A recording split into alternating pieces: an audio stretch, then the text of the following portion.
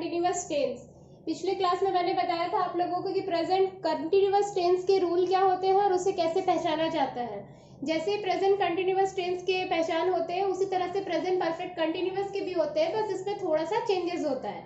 जैसे वाक्य के जिस क्रिया के अंत में रहा है, रही है, रहे हैं, हो तथा समय के साथ से लगा हो तो उसको हम बोलते हैं प्रेजेंट परफेक्ट कंटिन्यूअस। लेकिन सिर्फ कंटिन्यूअस में क्या था, रहा, रही, जैसे मैं पढ़ रहा हूँ, मैं खेल रहा हूँ, मैं सो रहा हूँ, मैं खाना खा रहा हूँ, इस तरह के सेंटेंस थे कंटिन्यूअस में। लेकिन जैसे ही उसमें हमें ये पता चल जाए कि वो काम कब से हो रहा है, यानी समय के साथ से लगा हुआ हो, तो उसको बोलते हैं प्रेजेंट परफेक्ट कंटिन्यूअस टेंस। जैसे ये एग्जांपल है, मैं सुबह से पढ़ रहा हूँ, यानी सुबह से समय के साथ से लगा हुआ है और हमें ये पता चल रहा है कि पढ़ने का काम कब से जारी है। तो इस तरह के सेंटेंस को बोलते हैं प्रेजेंट परफेक्ट कंटिन्यूअस टेंस। मैं सुबह से खेल रहा हूँ, मैं वर्षों से पढ़ रहा हूँ, मैं कई दिनों से यहाँ आ रहा हूँ, इस तरह के जो सेंटेंस होते हैं वो है हमारा प्रेजेंट परफेक्ट कंटिन्यूअस टेंस। तो इसे बनाने के रूल क्या होते हैं? सबसे पहले एक नंबर होता है सब्जेक्ट रूल। फर्स्ट होता है हमारा सब्जेक्ट। कंटिन्यूअस में इज आर एम लगता है पर इसमें हैव हैज लगता है, हैव या हैज। 3 नंबर में बीन। आपको बस रूल याद रखना है और पहचानने का तरीका। Subject have has been. 4 number में भर्व के साथ आईएनजी आता है इसमें, क्योंकि ये कंटिन्यूअस है, भर्व के साथ आईएनजी आएगा। 5 नंबर में आता है हमारा ऑब्जेक्ट और एंड में आ जाता है समय के साथ जो से लगा हुआ होता है उसको लास्ट में लिखते हैं। 4 या सिंस के साथ टाइम लगाते हैं, 4 या सिंस प्लस टाइम। ये हमारा प्रेजेंट परफेक्ट कंटिन्यूअस का रूल। अब बात ये है कि 4 या सिंस किसके साथ लगता है। 4 जब गिनती हो और सिंस जब गिनती ना हो तब सिंस का यूज होता है, लेकिन जब ईस्वी हो, बजे हो, तब हम लोग उस वक्त वहां पर सिंस का यूज करते हैं। जैसे मैं आपको एग्जांपल बता रही हूँ, आपको समझ में आ जाएगा। इस सेंटेंस को पहले हम लोग ट्रांसलेट करते हैं। मैं सुबह से पढ़ रहा हूँ, तो सबसे पहले हमें क्या चेक करना है? सब्जेक्ट। सब्जेक्ट क्या है? मैं। तो मैं का इंग्लिश हो गया आई। अब आई के साथ हैव लगता है, आई हैव बीन लगाना ही है सब में, आई हैव बीन। वर्ब के साथ आईएनजी लगाना है, इसमें वर्ब क्या है हमारा? पढ़ रहा, यानी पढ़ना वर्ब है। I have been reading. हो गया यहाँ तक हमारा कंप्लीट। ऑब्जेक्ट इसमें नहीं है, क्या पढ़ रहा हूँ। अब है समय के साथ से लगा हुआ, सुबह से, गिनती नहीं है, हम लोग गिन नहीं सकते इसको, तो यहाँ सिंस हो जाएगा, since morning. I have been reading since morning, मैं सुबह से पढ़ रहा हूँ।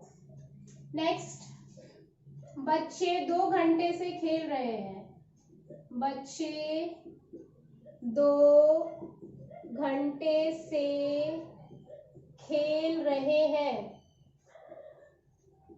खेल रहे हैं।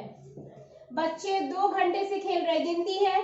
यहाँ सुबह से, यानी वो कितनी देर से पढ़ रहा है या कितने घंटे से पढ़ रहा है वो पता नहीं चल रहा है, इसलिए हम लोग सिंस का यूज किए।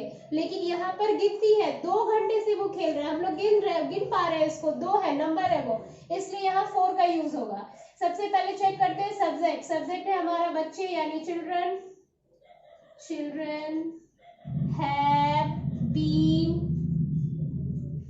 सेकेंड नंबर में हैव या हैज लगता है, थर्ड में बीन लगा दिया हमने, चिल्ड्रन हैव बीन। उसके बाद वर्ब के साथ आईएनजी लगाना है। वर्ब क्या है? खेलना, यानी play, playing. Children have been playing. अब क्या है? 2 घंटे से खेल रहे हैं, गिनती है तो 4 का यूज हो जाएगा, 4 2 आवर्स, यानी बच्चे 2 घंटों से खेल रहे हैं। हो गया ये हमारा। जब गिनती होता है तो 4 का यूज होता है और जब गिनती नहीं होता है तो सिंस का यूज होता है। अगर कोई कंफ्यूजन हो तो आप मुझसे पूछ सकते हैं। नेक्स्ट मैं आप लोगों को बताऊंगी इसके नेगेटिव सेंटेंस को कैसे बनाया जाता है। कुछ नहीं करना है, बस सब्जेक्ट है, हैव हैज है, इसी के बाद नॉट लगा देना है। जैसे मैं सुबह से नहीं पढ़ रहा हूँ, सब्जेक्ट हो जाएगा, हैव हैज जो भी यूज हुआ वो करना है, उसके बाद नॉट लगाना है, तब 4th नंबर में बीन लगाना है, वो कंप्लीट हो जाएगा। अगर इसमें नहीं लगा होता, मैं सुबह से नहीं पढ़ रहा हूं, मैं सुबह से नहीं पढ़ रहा हूं, तब इसको हम कैसे ट्रांसलेट करते हैं? I have not been reading since morning. बच्चे 2 घंटे से नहीं खेल रहे हैं, children have not been playing for 2 hours, तब वो उस तरह से चेंज हो जाता है। नॉट वाला काफी इजी होता है, बस हैव या हैज के बाद आपको नॉट लगा देना है। अगर इसका इंट्रोगेटिव करते हैं तो हैव है सामने आ जाएगा, बाकी जो भी रूल है सब सेम होंगे। मैं उसके भी एग्जांपल्स आपको बता देती हूँ। ये है हमारा 3 एग्जाम्पल। क्या वे लोग वर्षों से यहाँ काम कर रहे हैं? क्या तुम कुछ दिनों से यहाँ नहीं आ रहे हो? क्या आप 2001 से यहाँ पढ़ा रहे हैं? इसको इंग्लिश में कैसे ट्रांसलेट करना है? अभी मैंने बताया था हैव हैज को सामने कर देते हैं, तो उसके लिए आपको ये देखना पड़ेगा कि सब्जेक्ट क्या है और सब्जेक्ट के अकॉर्डिंग हैव लगेगा या हैज। तो सब्जेक्ट है हमारा वे लोग यानी दे। अब दे के साथ लगता है हैव, तो हैव सामने हो गया, हैव दे। उसके बाद क्या था, थर्ड नंबर में हमारा बीन लगेगा, अगर नॉट नहीं है तो बीन लगा दिए हम। हैव यू बीन हो गया। उसके बाद होता है वर्ब के साथ आईएनजी, काम करना, काम करना का हो गया working. Have they been working, यहाँ हेयर, यहाँ के लिए हेयर।